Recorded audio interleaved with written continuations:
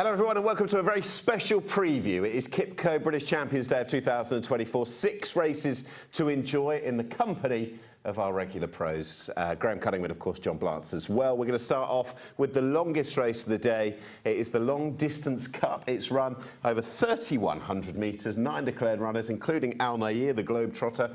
Al Sakib is there, Bellocchio, back to Ascot, Burdett Road, who mixes codes, Kyprios, the star stayer, Sweet William, Trawlerman, who won this last year, Keys Chorister, and stablemates of Kyprios is the Euphrates. Right, let's go back to the great tussle, Graham, that was last year. Kyprios, he's had a different year this year, admittedly, but Trawlerman had his measure. He did, in a tremendous race. Testing conditions, it's going to be the same again this weekend.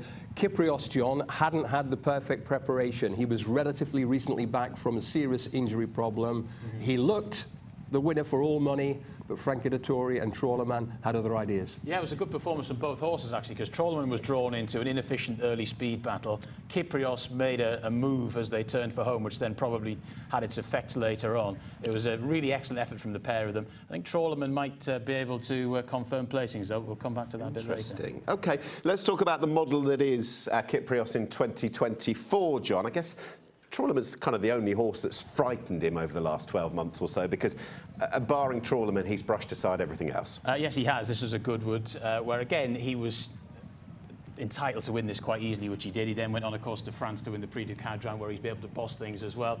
He's basically right back to his best. He's better than this lot, Graham. Trawlerman is just a question mark. That's how Ryan Moore sums him up. He's just better than those. And he was better than Sweet William and company at Goodwood, and he was better than some pretty good horses in the Irish St. Leger before going on to France and making goal. Here he is at the Curragh in the Irish Leger. Vauban wasn't knocked about. The Euphrates, however you pronounce him, runs really well on pacemaking duties, and he's back again. But it's a case of Kyprios doing whatever is necessary. Yes, the Euphrates is interesting. We're going to see his Irish run as well. He might get a little bit closer this time as well. He's a progressive 3-year-old. But again, we're just confirming Kyprios's superiority in VT form, aren't we? He's had exactly the same season as he did in 2022, Kyprios. 6 out of 6, including 4 Group 1s. This time, he's trying to do something that he didn't do in 2022 and add this big Ascot race to his dance card. I remember trying to be quite clever, actually, that day, putting up Giavellotto to beat him in Ireland, but he just beat him. He beats everything else except Trawlerman.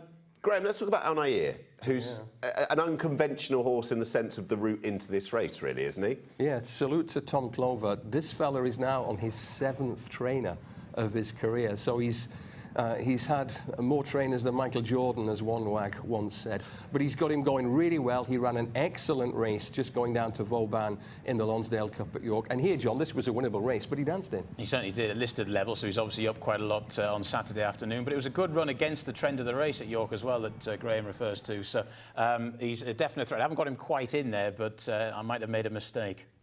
That was the same race that Trawlerman won en route to winning this last year. John, let's talk about the Euphrates, who is the second string, I think that's fair to say, of Aidan O'Brien's. How much more can we expect from him? You've already touched on him. Well, yeah, I mean, this was an interesting race, the Irish is Irish. Obviously just a handicap, but he's carrying a big weight here, or a big-ish weight, at the head of a pretty strongly run race, but it was a race where the front runners dominated, so it's difficult to weigh up. What we do know is he's progressive. He's been mixing it in pretty high quality middle distance company all season. I think this might be his thing. He might be allowed to run on his own merits here too. I think he might sneak a place, Graham. Yeah, he had blinkers for the first time in a very valuable handicap at the Curragh. He was 3 3/4 lengths behind Kyprios in the Irish St. Leger. He might get a bit closer, but Kyprios is so hard to oppose, isn't he? Just 1 1 1 1 1. That's what it's been all season. Is that going to continue? Your 1 2 3 4, please. Yeah, I'm going to keep it simple here with Kyprios. He's done amazingly well to come back from a career-threatening injury. 5 7 6 1. Kyprios and Trawlerman to fight out another battle royal here. Yeah, they've had 2 battles thus far. Of course, we didn't mention the Ascot Gold Cup when Trawlerman and Kyprios squared up to each other as well. I think Trawlerman won't have to work as hard on the front end this time round. And I think he might be difficult for Kyprios to reel in. Kyprios is certainly only ever had problems with Trawlerman in his career, and I think Trawlerman might give him more problems here as well. Sweet William is a bit behind the top two, but he's a very thoroughly consistent citizen, and the Euphrates sneaks in for fourth there. Al Nair may well be a contender for that as well. Okay, I understand the case for both, but I'm going to go with Graham, and I think that Kip Ross will just keep winning. That's what he does, and I hope that this can be his day on Champions Day. Best of luck, whatever you're going for in the first.